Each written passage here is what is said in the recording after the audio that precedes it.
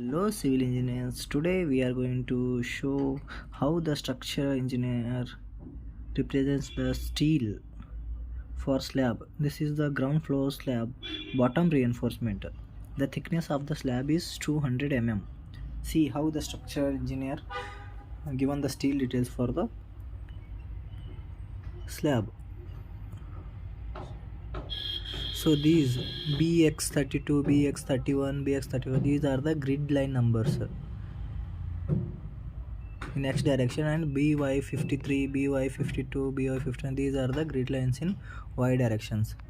So these are the steel.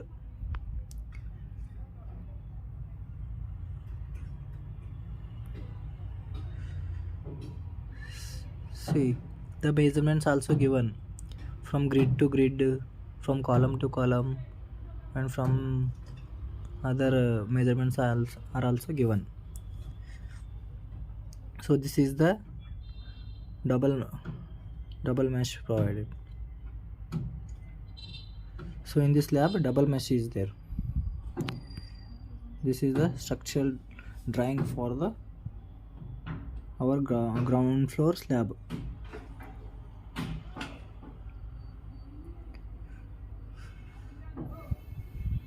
So first we have to read the notes, general notes. See here.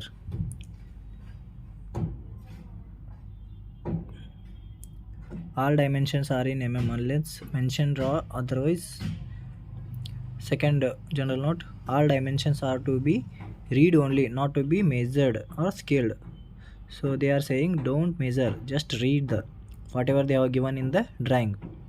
Like this, they are given 5985. Just read it. Don't measure from scale or in drawing in AutoCAD or in mobile.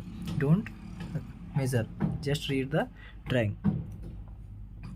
The drawing should be read in conjunction with all relevant structural, architectural, service and landscape drawings.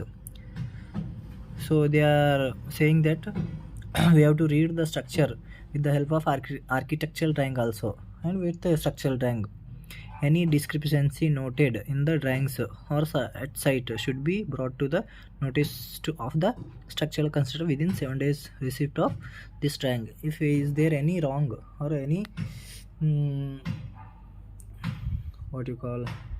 is there any mistake in the drawing, we have to concern with the structural drawing engineer. Architectural drawing to be followed for the location of all structural members and masonry wall. For sizes and reinforcement details of structural members, relevant structural drawings to be referred. For they are saying for architectural drawing, do you have to, for masonry work, for other works, you have to refer the architectural drawing. So clear cover for reinforcement. For slab, it is given 25 mm. Reinforcement shall be high yield strength reform bars. So you have seen that FE 550, FE 450, like that. Tested quality shall conform to IS 1786 2008. All openings, widths, depths and extent to be followed as per architectural drawing. So with the structural drawing, you need to be read architectural drawing also. Waterproofing to be provided for RCC elements. Characteristics cube compressive strength at 28 days should be achieved not less than FCK mean. Group of 4 non-overlapping consecutive test results should be FCK plus 0.825 into established standard deviation. So I don't know this standard deviation now. I will explain some other time. So here characteristic compressive cube strength of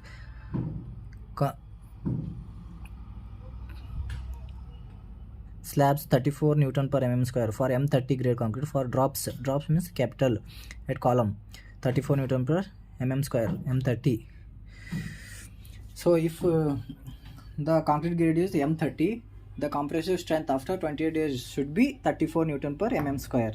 If the concrete grade is 25 Newton per mm square, the after 28 days the compressive strength of the cube should be 29 Newton per mm square. So always add plus 4 for the compressive strength after 28 years. We should be must and should with addition of 4. So see here how the steel details given here. First we have to read the curtailment details before going to that slab structural details.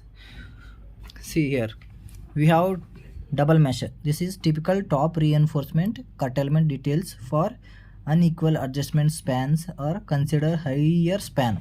See here how they have given. So they have taken one element from the structural drawing, so they have given like this middle strip. See here they have given distance 0.25L, 0.25L, 0.5L, 0.25L, 0.25L. So what is 0.25L, 0.25L? See here